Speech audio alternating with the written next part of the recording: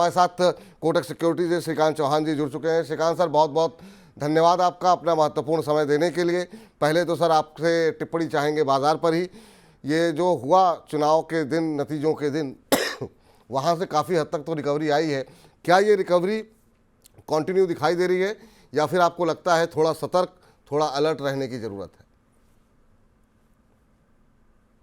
बिल्कुल। Good afternoon विपुल भाई। देखिए, हमें लगता है कि इस मार्केट में ये जो अभी रिकवरी हमने देखी है, ये एक पुल बैक है। और क्या होता है ना कि एक बड़ी डिक्लाइन के बाद, बड़े फॉल के बाद एक एक साइजेबल पुल बैक भी मार्केट में आता है, बिकॉज कि इवेंट काफी अनसर्टन है।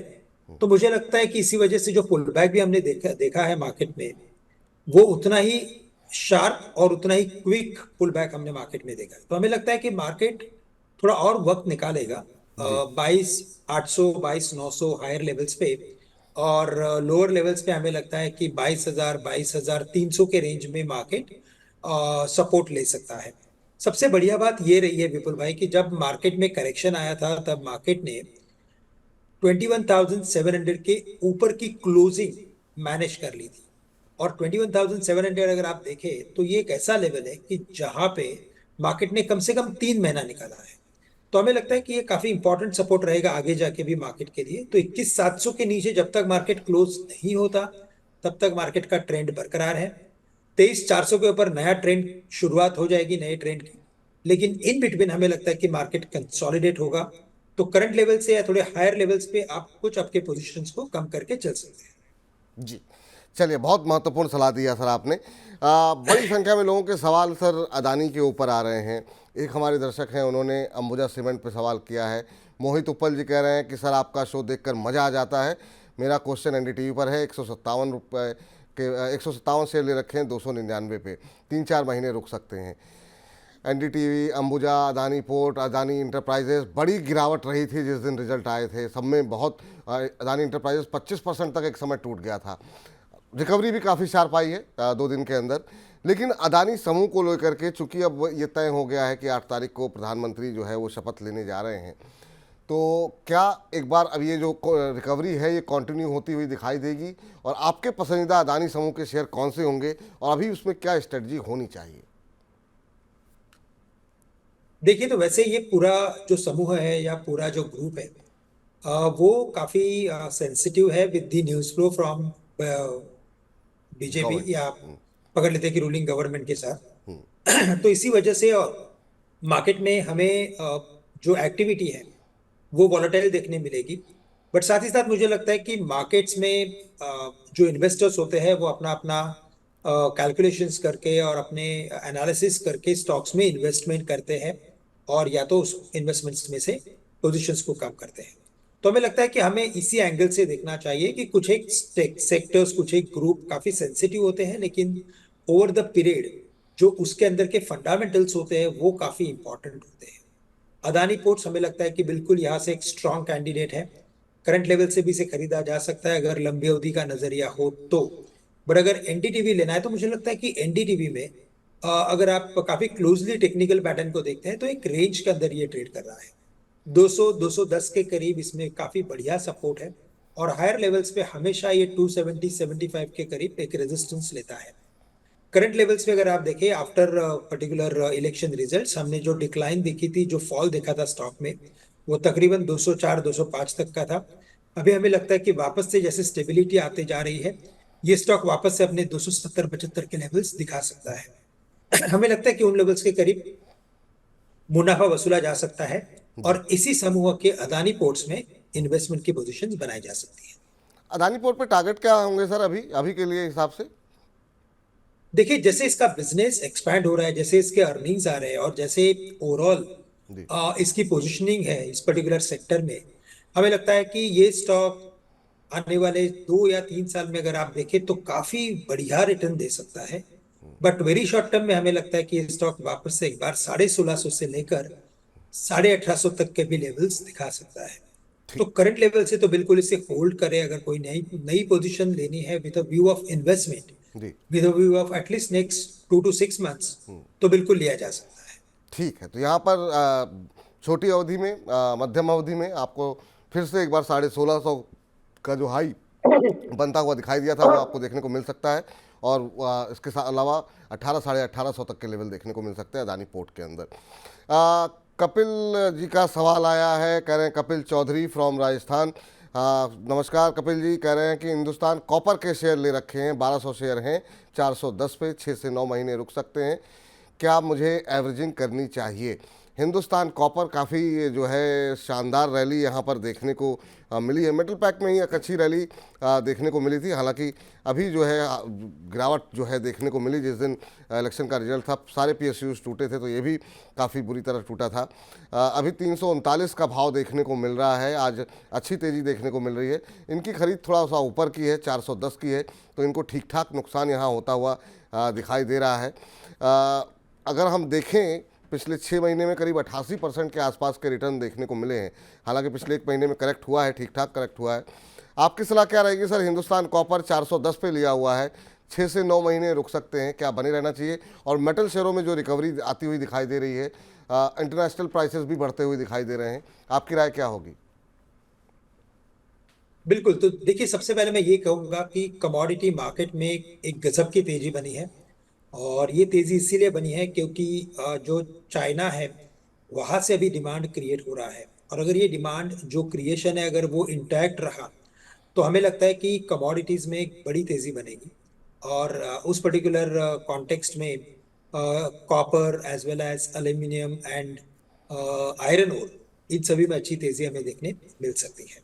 कॉपर में स्पेसिफिकली देखा जाए तो अपने ऑल टाइम हाई में कॉपर की कमोडिटी ट्रेड कर रही है, जो ये क्लियरली इंडिकेट कर रहा है कि यहाँ से कॉपर में और भी तेजी हमें आने वाले कुछ महीनों में देखने मिलेगी। और अगर ये तेजी बरकरार रही, और जैसे कि न्यूज फ्लो चल रहा है कि शायद इसमें शॉर्टेज भी हो सकता है, उस वक्त ये स्टॉक्स में और भी तेजी हमें देखने मिलेगी। आपकी खरीदारी जो है वो 410 रुपए की है। मैं यही कहूंगा कि अगर ये स्टॉक वापस बिकॉज ऑफ एनी रीजन 300 310 के करीब अगर आता है, क्योंकि मार्केट वॉलेटाइल है और कुछ भी हो सकता है विपुल भाई, जी। अगर करेक्शन आता है 310 315 के करीब भी अगर ये स्टॉक मिलता है, तो आप बिल्कुल इसे कुछ एवरेज करके चले, क्योंकि आपकी कॉस्टिंग का काफी हायर लेवल्स की है। बट इवेंचुअली हमें लगता है कि ये स्टॉक आने वाले कुछ महीनों में या कुछ सालों में बिल्कुल परफॉर्म करते हुए नजर आए। ठीक। इस बीच अगला प्रश्न आया है इमरान जारी साहब का, कह रहे हैं हेलो विपुल सर। हेलो इमरान साहब, कैसे हैं आप? कह रहे हैं प्लीज़ मेरा सवाल ले लीजिए। एयरकॉन के शेयर इन्होंने लिए हुए हैं, 107 शेयर लिए हुए हैं 278 के भाव पर। 2 महीने का इनका नज़रिया है जो इन्होंने मेंशन हमें किया हुआ है। तो नज़रिया सर आपका थोड़ा सा बहुत छोटा है, वो थोड़ा सा आपको अगर आप बढ़ा सकें तो बढ़ाइए। एयरकॉन के साथ साथ मैं ओवरऑल रेलवे पे भी आपकी राय जानना चाहूँगा। ये तमाम वो शेयर हैं जो कि जिसमें कि लोगों ने बहुत पैसे बनाए हैं, आरवीएनएल हो, इसके अलावा आईआरएफसी हो, इरकॉन हो, आप किसी का भी नाम ले लीजिए, सबने काफ़ी अच्छा, टैक्स मैको रेल हो, सब में काफ़ी अच्छे पैसे बने हैं। जुपिटर वैगन में काफ़ी अच्छे रिटर्न आते दिखाई दिए हैं। इरकॉन पे क्या सलाह रहेगी सर? थोड़ा सा इनके ऊपर का भाव है इनका, 276 के आसपास शायद इन्होंने 278 के भाव पर लिए हुए हैं। आपकी राय ओवरऑल रेलवे पैक पे और इरकॉन पे क्या सलाह रहेगी आपकी? देखिए, तो बिल्कुल अगर रेलवे स्पेस में भी अगर आप देखें या सेक्टर में देखें, तो एक काफी अच्छा रिबाउंड हमें देखने मिला है। जबकि उसकी गुंजाइश काफी कम थी, लेकिन काफी अच्छा रिबाउंड देखने मिला है। और हमें लगता है कि ये रिबाउंड जारी रहेगा, क्योंकि जो रूलिंग गवर्नमेंट, अभी जो करंट गवर्नमेंट बनने जा रही है, उसका ये एजेंडा ही रहा है कि रेलवे, डिफेंस, ऐसे सेक्टर्स में और भी फोकस बढ़ाना चाहिए, कैपेक्स बढ़ाना चाहिए। और अगर यही नीतियों को अगर उन्होंने कायम रखा, जो मुझे लगता है कि होगा, तो इवेंचुअली इस पर्टिकुलर सेक्टर में काफी बड़ी तेजी देखने मिलेगी। देखिए, सबसे इंपॉर्टेंट पार्ट है कि अभी इन सभी कंपनीज ने कई सारे ऑर्डर्स जीत लिए हैं। अब यहाँ से एग्जीक्यूशन के ऊपर फोकस रहेगा। और हमें लगता है कि जैसे कि जीएसटी कलेक्शन है, या तो पकड़ लीजिए कि ओवरऑल इकोनॉमी का जो परफॉर्मेंस है वो बढ़ते जा रहा है, कॉस्ट ऑफ फंडिंग या कॉस्ट ऑफ जो बोलते हैं कि लेंडिंग जो होता है वो जैसे कम होते जा रहा है, तो हमें लगता है कि ये पर्टिकुलर सेक्टर यहाँ से परफॉर्म करते हुए नजर आएगा। इरकॉन में मुझे लगता है कि it's relatively out performing stock. RBNL, IRCON, ये दो स्टॉक गजब की तेजी दिखाते हैं जब मार्केट में रेलवे स्टॉक्स में तेजी बनती है। तो मुझे लगता है कि बिल्कुल इसे होल्ड करें, एवरेज करने की जरूरत नहीं है।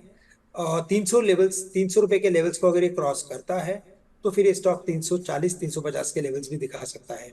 बट जी। चूंकि आपका टाइम फ्रेम कम है, मैं ये कहूंगा कि 300 के करीब, यानी कि 290 के करीब आप एक बार आपके लॉन्ग पोजीशंस के ऊपर मुनाफा वसूल सकते हैं।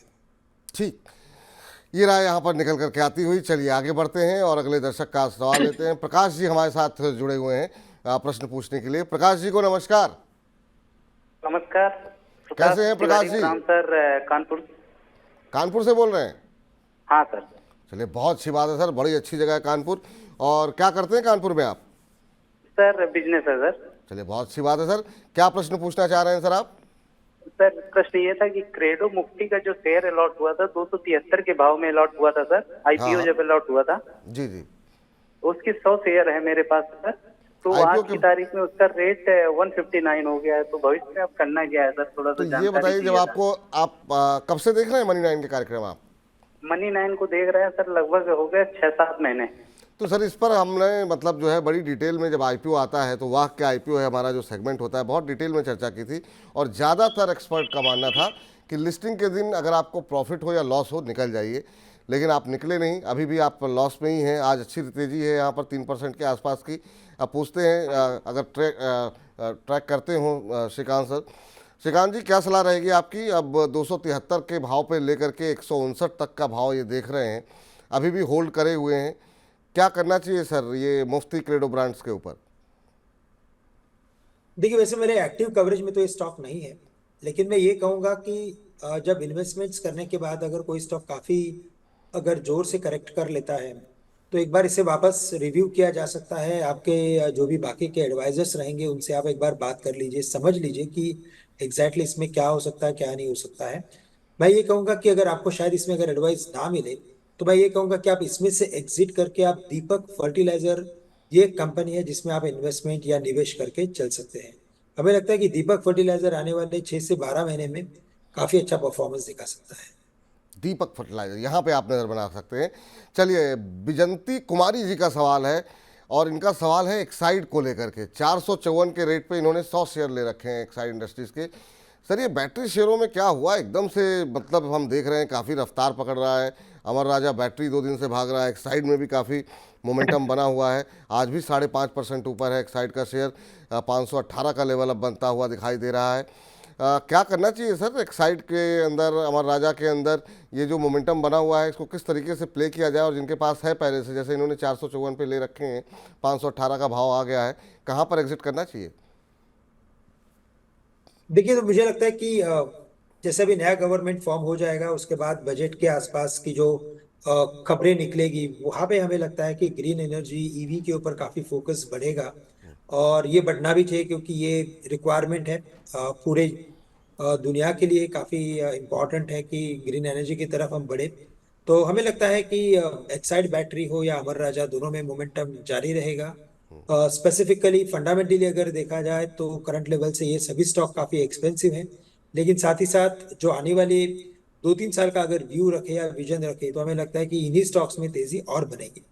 तो करंट लेवल से एक्साइड इंडस्ट्रीज को तो बिल्कुल आप होल्ड करके रखें, लेकिन मेरी सलाह ये भी रहेगी कि अगर आपके पास इन द मनी की अगर इन्वेस्टमेंट है, तो करंट लेवल से आप कुछ 25-50% का मुनाफा वसूल करके चल सकते हैं। उसका रीजन ये है कि आपकी कॉस्टिंग थोड़ी कम हो जाएगी और वॉलेटाइल मार्केट में आप बचे हुए रहेंगे। ठीक है, तो ये राय आपके लिए निकल करके आती हुई। गुड्डू जी से बातचीत कर लेते हैं फटाफट। गुड्डू जी नमस्कार। गुड्डू जी नमस्कार। जी सर। जी नमस्ते सर। नमस्ते गुड्डू जी, कहाँ से बोल रहे हैं? पटना से सर। पटना बिहार से, बहुत अच्छी बात है सर। और बताइए बिहार में इस समय क्या माहौल चल रहा है चुनाव को लेकर के? अब तो चुनाव खत्म हो चुके हैं, आप लोग भी थोड़ा चुनाव की सरगर्मियों से थोड़ा दूर हट गए होंगे। क्या माहौल है इस समय बिहार के अंदर, पटना में, राजधानी के अंदर? सब ठीक है सर। सब आपसे पता चल ही रहा है क्या मोमेंट चल रहा है क्या नहीं। एनडीए का बिल्कुल सरकार बनने जा रही है। बिल्कुल बिल्कुल सर। बताइए सर क्या प्रश्न है आपका? सर बंधन बैंक का शेयर था सर 1500 अपने पास। अच्छा, किस रेट 190 पे? का रेट से सर। हाँ, 190 का रेट से सर। 190 के रेट पे। अच्छा, कितने समय तक होल्ड कर सकते हैं सर? होल्ड तो सर 2 महीना 3 महीना कर सकते हैं। 2-3 महीने होल्ड कर सकते हैं, पर होल्ड करना चाहिए कि नहीं ये जरा श्रीकांत जी से पूछ लेते हैं। क्योंकि बंधन बैंक काफ़ी सारी नकारात्मक खबरों की वजह से चर्चाओं में रहा, और अभी पिछले 6 महीने में करीब 20% के आसपास का नेगेटिव रिटर्न यहाँ पर आया है। पूरे साल जब बैंक हम देख रहे थे कि नए उच्चतम स्तर बना रहे थे, तो बंधन बैंक ने पूरे साल के अंदर 27-27.5% का नेगेटिव रिटर्न दिया है। अगर आपके रडार पर हो सर तो बंधन बैंक पे आपकी राय जानना चाहेंगे। अभी ब्रेक इवन पे हैं, बल्कि 1 रुपये इनको मिल ही रहे हैं, क्या सलाह रहेगी आपकी?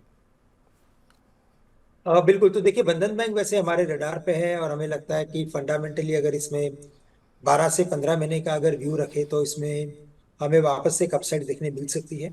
लेकिन साथ ही साथ मैं कहूंगा कि आपकी कॉस्टिंग 190 रुपए की है, भाव अभी 190 191 के करीब ही ट्रेड कर रहा है।